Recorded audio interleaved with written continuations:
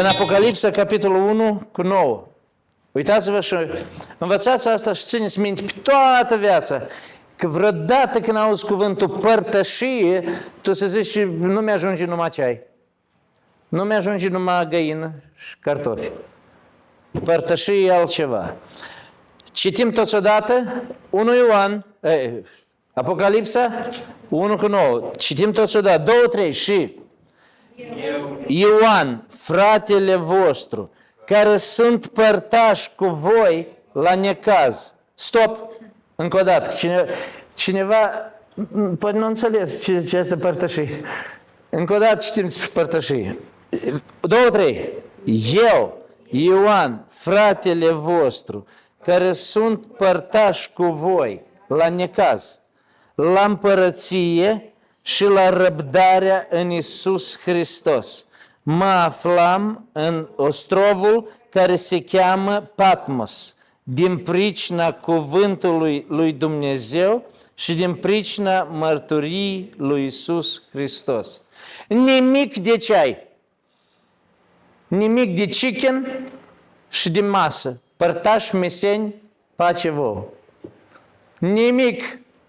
Părtășia la frații din secolul I erau la bază alte 3 lucruri care n-aveau treabă cu kebabul și cu masă. Părtaș asta înseamnă, Ioan spune, eu sunt părtaș cu voi la necaz. Trece Andrei prin necaz, eu spărtaș cu el. Cum asta spărtaș cu el? Asta nu înseamnă, Andrei, să mă rog pentru tine, tot e bine, știi, lăudat să fie Domnul Andrei, dar problema ta, doar problema ta. N-am treabă cu necazul lui Andrei. Dar după 4 zile mă întâlnesc cu Andrei, mănânc un chicken și ceai și vorbim un verset din Biblie și zic că am avut părtășie cu Andrei. Tu ai avut ceai cu Andrei, tu nu părtășie ai avut cu Andrei. Cu Andrei părtășie ai dacă ești la necaz. Ia ca ce înseamnă părtășie. Unul din lucrurile principale a părtășiei la necaz împreună. Secolul 21, la necaz nu sunt împreună, la răbdare nu sunt împreună, la împărăție nu sunt împreună, dar la ceai împreună. Nu-i greșit ceaiul. Ceaiul e foarte important. E foarte important ca noi cu frații să stăm la masă, fiți primitori de oaspeți, e foarte important să stăm împreună să mâncăm, împreună să bem, împreună să ne bucurăm, e foarte important. Dar dacă tu limitezi părtășia numai la ceai, tu n-ai cunoscut ce este părtășie. Pentru că părtășia creștină, ca eu să pot să spun, eu am părtășie cu Damaris. Asta e sora mea, Damaris, am părtășie. Sau noi toți avem părtășie cu Damaris, asta înseamnă. Nouă ne pasă ce se întâmplă cu ea. Ea plânge, noi simțim cu ea, noi avem părtășie cu ea. Secolul 21. Ei, am fost ieri, să vezi ce părtășie am avut cu frații. Eu îi spun-le că ai cancer. S-a terminat părtășie, rămâne ceaiul. În secolul 21 un pic s-a bolnavit cuvântul ăsta, părtășie, pentru că s-a redus tot la ceai. În loc să fii la frați din slavă în slavă, din putere în putere, frații să meargă. Nu, ei merg din ceai în ceai. Frați și surori, ne-am întâlnit și îi dăm din ceai în ceai, din masă în masă. Dar părtășie adevărată, unde? Dar care e? Adevărată-i, sunt părtași cu voi la necaz, spune Ioan. 2. Sunt părtași cu voi, care e a doilea? La împărăție. Ce înseamnă la împărăție? La împărăție cerurilor care urmează să vină, și la împărăția cerurilor care este în noi, care este în biserică. Credem la fel, avem aceeași învățătură, același duh, avem aceeași gândire, același simț, avem aceeași împărăție, nu Liviu așteaptă o împărăție, eu aștept alta. Ruben nu așteaptă nici una, altul așteaptă o jumătate de împărăție. Așa nu. Suntem părtași. Pe oricare dintre noi, dacă îl întrebi, fiecare dintre noi să vorbească despre împărăție cerurilor, în învățăturile de bază să vorbească la fel. Raiul e în cer, împărăția e în mijlocul nostru, Hristos e împărat din veșnicii în veșnicii, noi toți o să vorbim la fel. Pentru că avem aceeași învățătură despre împărăție la fel. De atâta când cineva o să-mi spună mie, de exemplu, mie sau ție, tu ai părtășie cu Ruben? La mine în cap trebuie să sune. Eu cu Ruben sunt la necaz împreună? Eu cu Ruben la împărăție suntem împreună? Și a treilea lucru, părtași la răbdare. Părtași la răbdare. E că asta tot e părtășie frățească. Când Nicolae sau Iulian o spus o vorbă iurea. Nu și-o dat seama, s-o răcit un pic.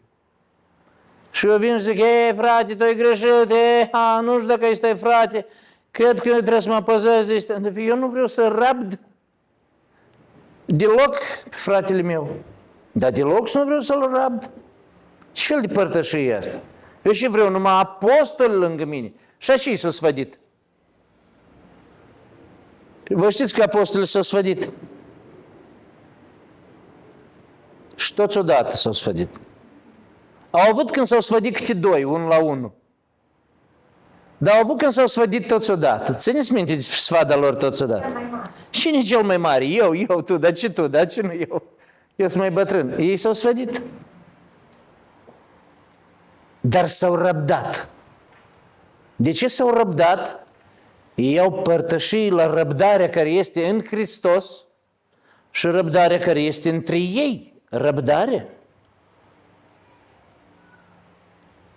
Mie nu-mi convine multe la unii dintre frați și la frați la mine și ții la mine un lucru și nici la tine altul. Nu-mi convine, dar al rabd. Ăsta e fratele meu. Că dacă nu îl rabd și pur și simplu la lung, asta nu-i părtășie.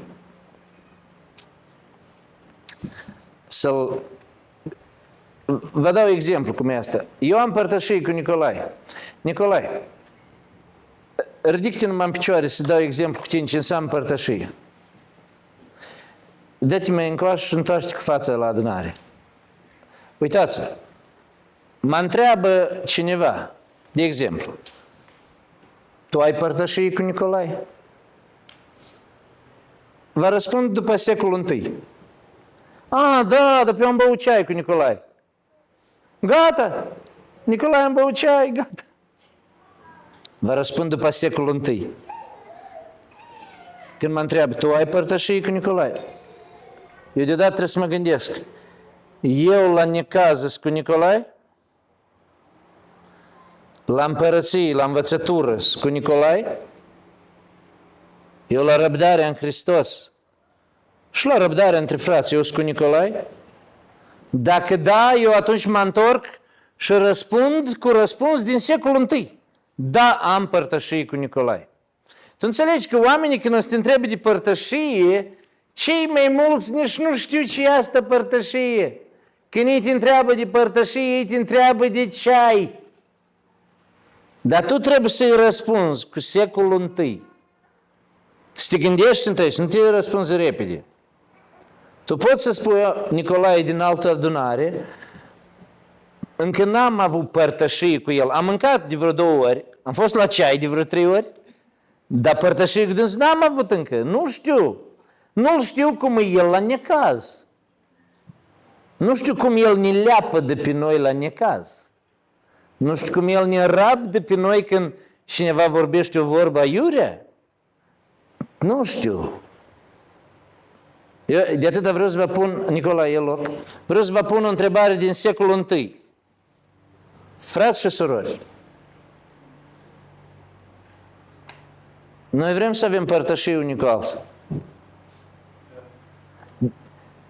Din secolul I sau din secolul 21? Amândouă? Ramon o să amândouă. Amândouă, da? Fraților, dar sunteți de acord? Degeaba ai părtășii de secolul I, stai la carne și la ceai și nu ai pe asta din Biblie din secolul I. Da? Degeaba ai avea ceaiuri și de toate și n-ai avea părtășie care e foarte importantă. Părtaș la necaz, părtaș la împărăție, părtaș la răbdare. La ce fel de răbdare părtaș? Părtaș la răbdare din pricina cuvântului lui Iisus. Părtaș la răbdare din pricina cuvântului lui Iisus. Uite, frați și surori, fratele Liviu ieri a povestit cuiva la șeful lui de la lucru despre Iisus. El e de o religie de asta păgână. Frate Liviu, ți-a fost rușine să-i spui lui despre Iisus?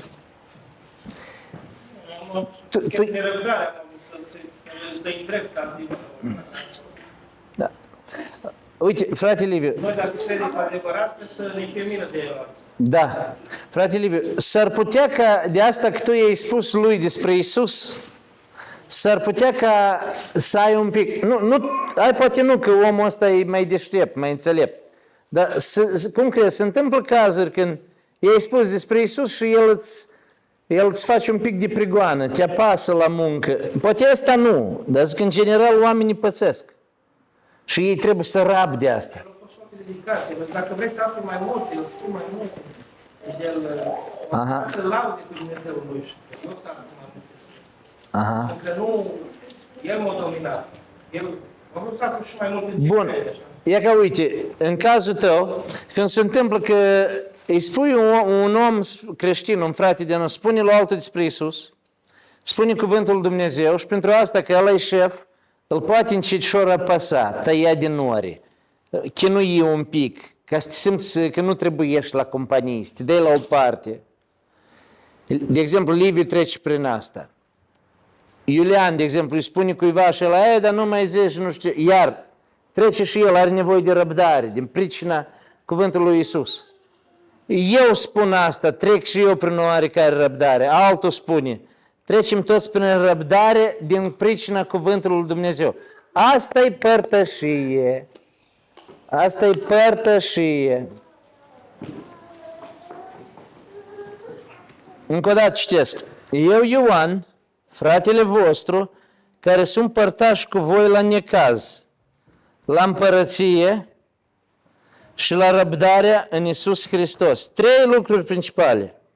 Mă aflam în ostrovul care se cheamă Patmos, din pricina cuvântului lui Dumnezeu și din pricina mărturiei lui Hristos.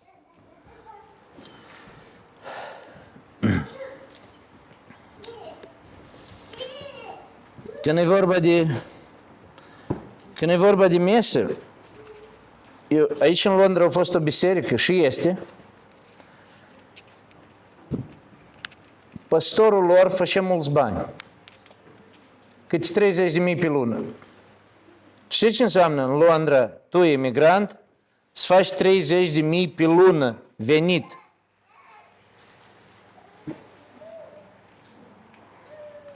$30.000 pe lună. Și a spus el, Doamne, mă dedic cu toți banii mei în lucrarea ta. Omul ăsta mie mi-a povestit.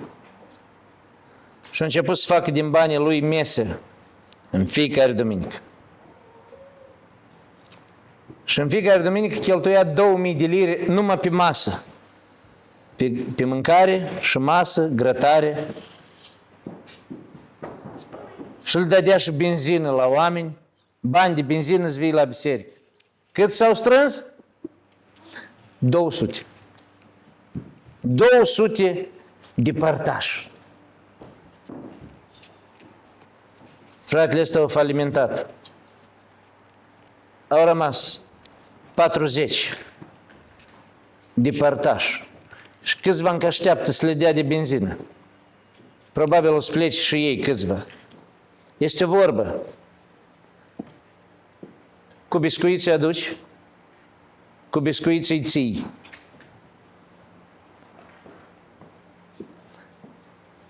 Îi aduci cu second hand, de la biserică îl dai haine second hand, așa era în Moldova și în România. Cu second hand îi ții. Ajutoare. Niște frați din Italia dădeau macaroane. Și când dădeau macaroni odată în lună, biserica era plină. Când nu mai împărțeau macaroni, rămâneau 4. În fiecare duminică erau 4 frați. Când aduceau macaroni, era plin. Așa e numit. Astăzi vin frații macaronari. Și rușinos. Un frate spaghet. A venit că lui dă spaghetti. El părtășii n-are, dar el vine că-i părtășii asta secolul 21, numai masa. Și noi știm, ce-ți vorbesc despre altă biserică, alți frați? Noi, biserica noastră la Leighton, cândva facem mesă în fiecare vineri. Cât de mulți erau și vineau. Și ne și mustrau. Haide odată puneți masa. Și noi înțelepți încărcam masa agapa. Agapa. Fără agape. Cuvântul Dumnezeu să-i atragă să vină în biserică, fără agape. Și dacă îi atrage cuvântul Dumnezeu în biserică, frații între frați care vin pentru Iisus pot să se strângă și la agape. Masă de dragoste. Dar așa să faci tu agape, că să-i aduci pe ei cu limba soacră și cu sarmale, asta e greșit, asta nu-i părtășie. Așa își poți zici, frați cantini. Te-ai cantinit? Nu pocăit. Unii se pocăiesc, alții cantinesc. Le-ai luat cantina, au căzut de pe cale.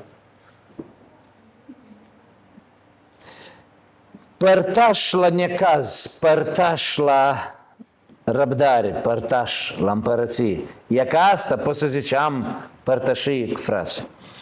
Un următor lucru foarte important, dacă ai părtășii la necaz, la împărăție și la răbdare, o să ai parte și de următoarea părtășie. Deschide la 1 Pietru 5:1. 1 Pietru 5:1.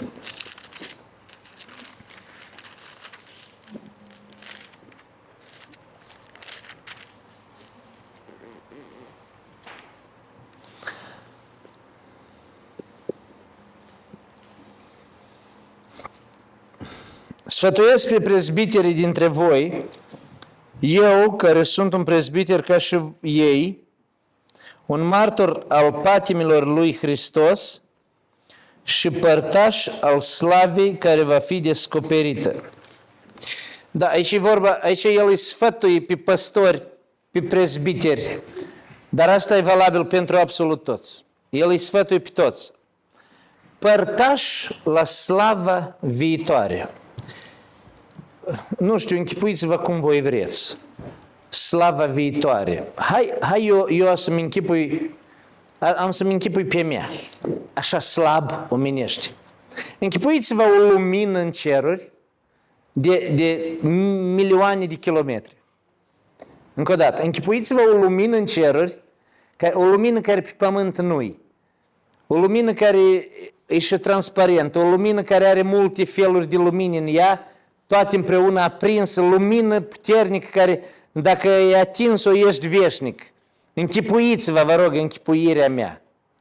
Închipuiți-vă slava asta al Dumnezeu mare, lumină mare și puternică, spune Petru, noi toți vom fi părtași la slava viitoare. Noi toți vom intra, când vom merge în lumea viitoare, vom intra în lumina asta a luminilor, al Tatălui Luminilor și toți vom avea câte o bucată de slavă, câte o bucată de lumină, de asta noi, care vom fi veșnici cu ea în cerurile lui Dumnezeu. Noi toți vom fi părtași la lumina aia din ceruri. Damaris va avea lumina ei, eu a mea, Tania a ei, Liviu a ei, sora Larisa a ei. Fiecare va fi părtași la slava lui Dumnezeu viitoare. Păi, există așa ceva? Ca pe pământ să fiu părtași numai la ceai și acolo să fiu părtași la slava viitoare? Nu. Să am treabă cu Ruben numai când beau ceai, lui e greu, mie nu-mi pasă, pe mine nu vrea să mă rabde, eu pe dus nu vreau să-l rabd, stăm ca doi leneși și bem câte un ceai și câte o bucată de găină și după asta murim, mergem în cerul și, Doamne, am venit să fim părtași la slava viitoare. Unde ai venit să fii părtaș? Că să fii părtaș la slava viitoare, părtaș, tu și cu fratele tău, Ruben, să fiți părtași în ceruri la slava care o dă Dumnezeu, păi voi trebuie de pe pământ să fiți părtași la necaz, părtași la împărăție, părtași la răbdare. Voi de răbdat n-ați vrut, necaz n-ați vrut să fiți împreună, împărăției n-ați vrut, de aici veniți în lumina mea și vă atingeți. Nu te atinge, nu ieși de aici.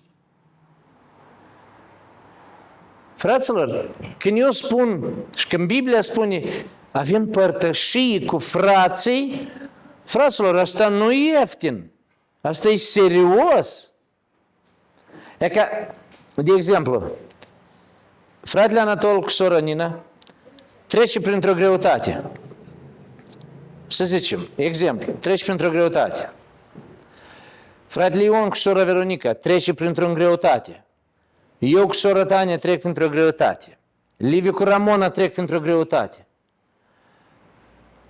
Iulian cu Liliana trec printr-o greutate. Dumitrița cu Nicolae printr-o greutate. Fiecare dintre noi. Damaris greutate. Sora Larisa greutate. Ne băgăm unul la altul, ne ajutăm, mustrăm, îndreptăm, învățăm, ne ridicăm. Eu îl rabd pe Iulian, Iulian îl rabdă pe Liviu. Liviu nu rabdă pe nimeni. Liviu, tu rabzi? Liviu mai timp ne rabdă cel mai tare. Da, noi ne răbdăm unii pe alții. Prin necaz trecem împreună unii cu alții. Apoi că așa, frați, la împărăție suntem una. Așa, frați, când se pun să bei ceai, ei pot să zică, am avut părtășii aseară cu frații. Știi de ce? Pentru că ei și la necaz au părtășii, și la răbdare, și la împărăție. De atâta ei pot să stea la ceai și ei pot să numească ceaiul lor părtășie. Dar când tu n-ai treabă nu ești părtaș la necaz, nu ești la răbdare, nu ești la împărăție și tu spui că ai părtășie la ceai, taci! Tu nu știi ce asta părtășie. Vă știți, fraților, în secolul I biserica era, unul din stâlpii bisericii era părtășia. Lui Valerie îi păsa de sora Larisa, lui sora Larisa îi păsa de Ramona, lui Ramona de Tania, lui Tania, la tăți le păsa. Era părtășia în secolul I.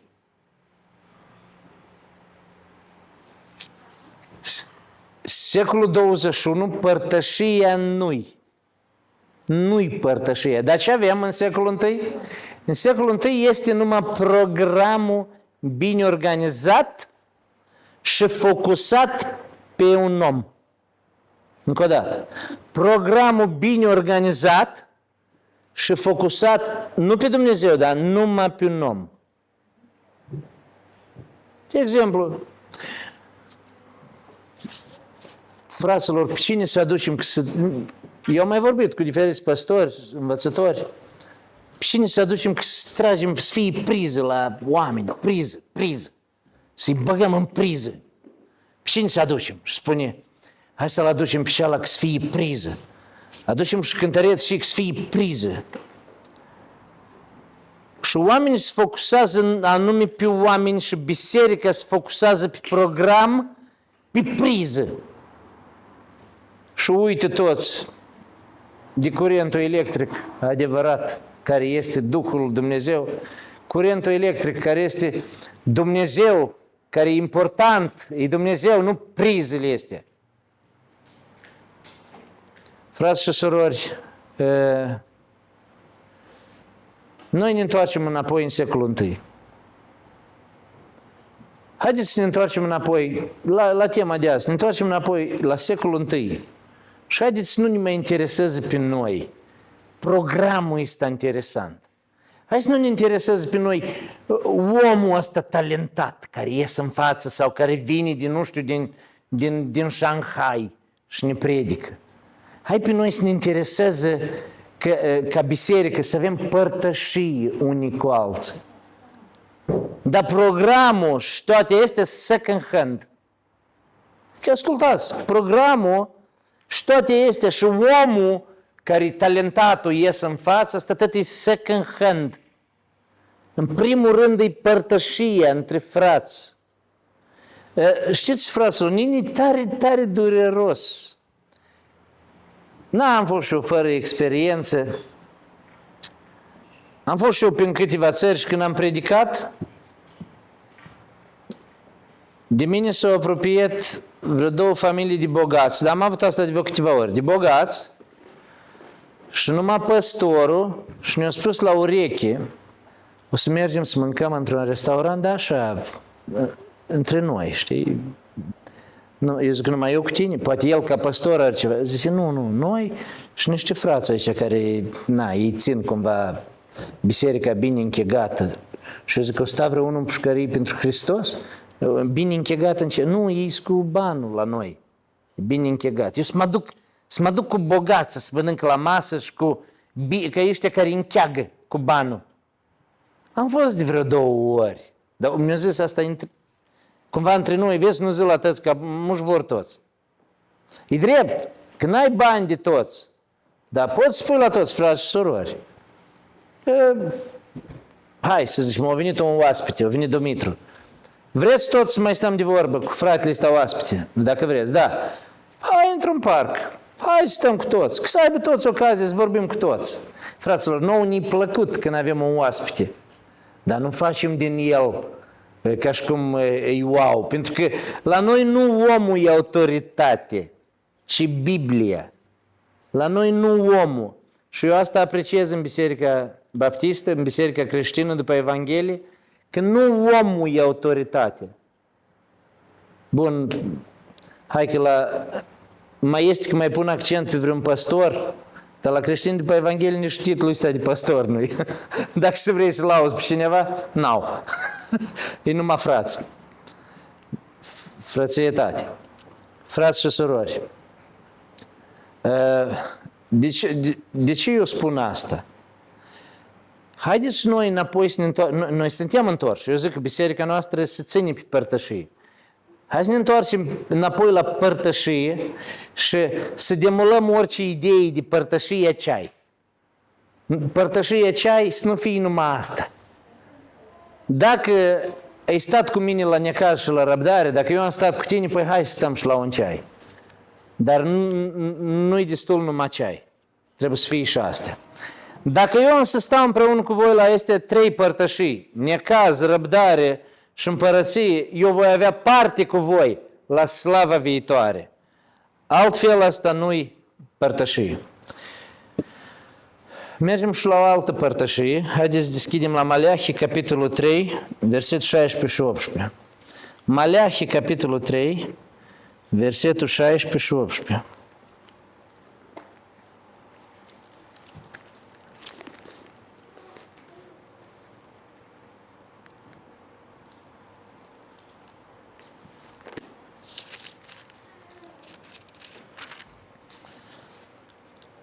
Spune așa, Atunci și cei ce se tem de Domnul au vorbit adesea unul cu altul. Domnul a luat aminte la lucrul acesta și a ascultat. Și o carte de aducere aminte a fost scrisă înaintea lui pentru cei ce se tem de Domnul și cinstesc numele Lui. E că aici vorbim despre părtășia la ceai. Nu-i problemă, e frumos. Biserica, întâlniți-vă la ceai. Dar fiți atenți, ori de câte ori vă întâlniți la ceai și la carne, fiți atenți. Când voi ați deschis carnea, ați pus carnea pe masă și ceaiul, și în ceruri se deschide o carte lângă carnea voastră și ceaiul vostru. Și acolo în carte se scrie: o vorbit Nicolae cu Iulian ceva despre Iisus. O vorbit Andrei cu Ruben ceva despre Iisus. Tania cu Ramona au vorbit ceva despre Iisus. Ceva despre Dumnezeu s-a vorbit la masă aceea. Că dacă nu s-a vorbit, aia e părtășie la ceai. Ceva despre Iisus. Sau ei toți care au stat la ceai au vorbit despre Iisus. Mie îmi place ce a zis odată un rabin. Rabin foarte vechi încă înainte de Hristos. Un rabin a spus așa: când doi oameni stau la o masă și mănâncă, părtășii la ceai, stau la masă și mănâncă și nu scot nici măcar un cuvânt despre Dumnezeu, e ca și cum oamenii aia doi stau la masa idolilor. Și tot ce mănâncă ei, e dat idolilor. Pentru că ei mănâncă la masă, stau la ceai, stau la masă, la părtășie, ca și cum, și nu vorbesc un cuvânt despre Iisus. Ei pot să vorbească despre ce vrei, orice altceva, dar nu despre Iisus. Și tot rabinul ăsta a zis: dacă doi oameni merg pe drum și vorbesc de tot felul de lucruri, dar nici măcar un cuvânt despre Dumnezeu, e ca și cum merg spre cimitir pe totdeauna. Merg spre cimitir pe totdeauna. E că să vă gândiți la asta. Da, mergem în doi. Și mergem și vorbim despre Anglia, despre acte, despre una alta. Și n-am vorbit nimic și am ajuns acasă, dar nimic despre Iisus. E ca și cum am mers spre cimitir. Gata. Am stat la masă, la ceai, la carne, la un alt. Am vorbit despre Devolt, despre Machita, despre toate astea și n-am vorbit un cuvânt despre Iisus. Am stat la masa idolilor. Părtășii la ceai și părtășii la masă e foarte frumoasă. Dar acolo trebuie să suni cuvintele lui Iisus. Și celelalte. Da, Apostolul Pavel îi spune lui Filimon, ia uitați-vă atent la Filimon 1:6. Filimon 1:6.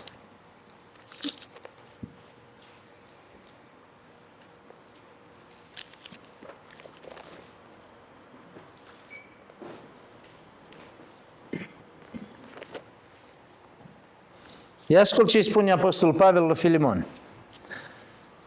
Iarăși, vorbim de părtășia secolului I.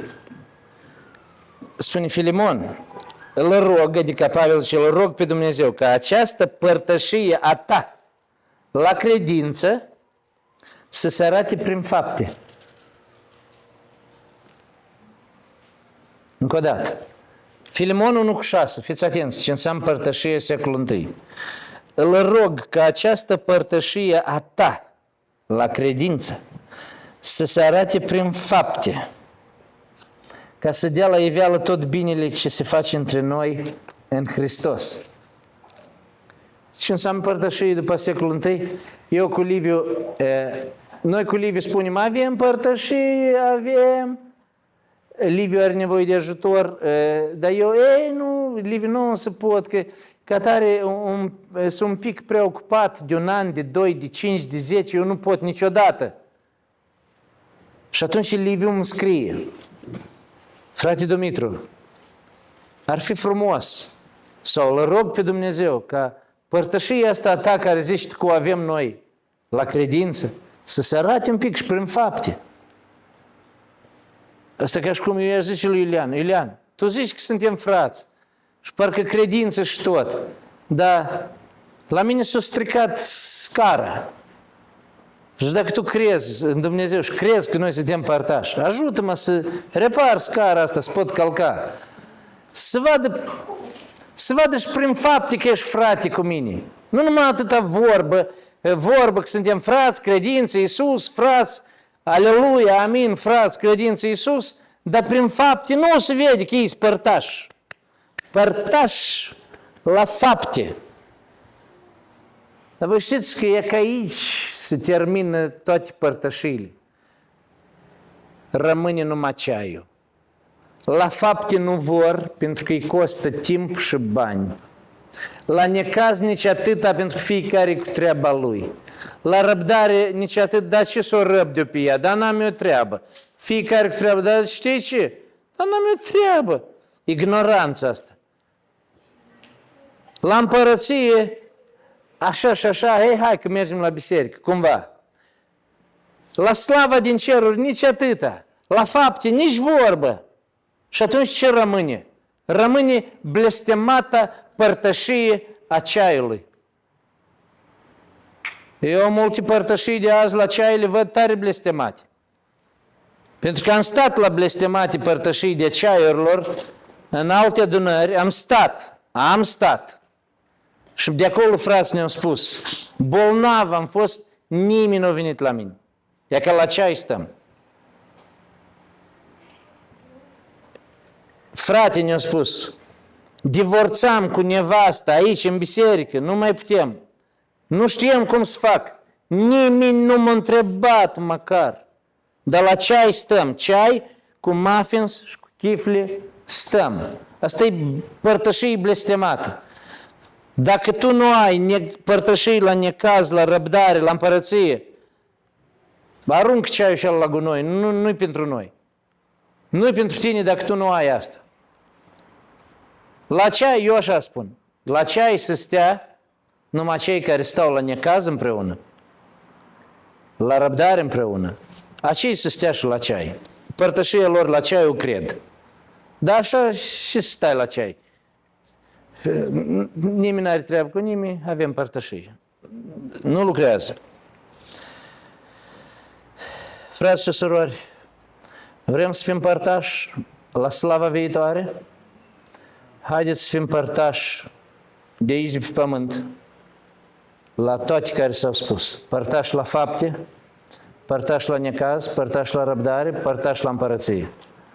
Dacă o să fim părtași la toate astea, poți să spui că o să fii părtași la slava viitoare. Și poți să spui, dacă eu știu că Iulian cu Liviu sunt părtași la toate trei, și dacă Iulian spune că o băut aseară un ceai cu Liviu, eu pot să spun că ei doi au stat la părtășie. Pentru că eu știu că ei stau și la necaz împreună, stau împreună și la răbdare, stau împreună la toate. Și eu pot să zic și ceaiul lor e o părtășie. Și întâlnirea lor, bună ziua, tot e o părtășie. Pentru că ei stau la celelalte mai mărețe și la astea mici, nici vorbă, tot e părtășie. Dacă în secolul I, creștinismul, toată părtășia importantă, o aruncă la gunoi și o ridică în slăvi părtășia ceaiului blestemat, agape. Dar deci divorțează toți, se pierd și n-au nicio treabă. La agape stau ei toți. E că aici e problema. Părtășia din secolul I tare o bate pe asta din 21. Din secolul 21. De atâta frați și surori. Cum a spus sora Ramona, ele sunt bune amândouă. Unim părtășia din secolul I cu asta din secolul 21, mitic. Le punem împreună și numai așa, biserica poate să zică am părtășie cu frații. Am părtășie, numai așa poți să spui. Frați și surori, și dacă să avem părtășia asta care am spus-o până acum, din Biblie, o să fim părtași și la slava viitoare. Eu nu-mi închipui cum să fiu părtaș cu Iulian la slava viitoare, când aici pe pământ eu am fugit de dânsul. Iulian a avut necaz, m-am întors cu spatele. Iulian a avut probleme, a spus o vorbă, nu l-a răbdat. Pe Liviu n-am vrut să-l răbd. Pe Ramona n-am vrut să fiu cu dânsa părtaș la necaz, n-am vrut. Dar deci, când mor, mă duc în ceruri, Doamne, dar unde e Ramona cu Liviu și cu Iulian și Lili și Tania? Vreau să fiu părtaș cu ei la slava ta aici. Dacă un înger s-ar apropia și ar zice, dar pe pământ doar numai ce ai avut. Unde a fost părtășia ta cu ei pe pământ? Unde a fost? Mi-ar fi tare rușine să zic numai la ceai. Am fost părtaș la ceai. Stimați părtași meseni. Știi? Nu vreau să fie așa. Vreau să fie cuvântul ăsta părtășie, să nu sune ieftin. Am fost la o părtășie seară. Vreau să sune greu. Ai fost la părtășie? Asta e mare. Asta e ceva măreț. Asta e prea puternic. Frați și surori, asta a fost cuvântul lui Dumnezeu pentru astăzi. Vă doresc la toți, vouă la toți și la toate bisericile de pe globul ăsta pământesc să arunce la gunoi toate programele organizate și să le lasă la casele de cultură, să le organizeze ei. Să arunce la gunoi toate vedetele și pe mine tot, dacă cumva-s vedet undeva pe acolo, și pe mine să mă arunce la gunoi și biserica să focuseze pe părtășie frățească. Când o văd pe soră, când o văd pe frate, eu am părtășie cu ei. Să pot să mă uit în ochi și să zic, eu am părtășie cu el, cu ea. Amin? Amin. Haideți să ne ridicăm înainte lui Dumnezeu și să cerem lui Dumnezeu, Doamne, ajută-ne să trăim în părtășia Ta sfântă. Amin.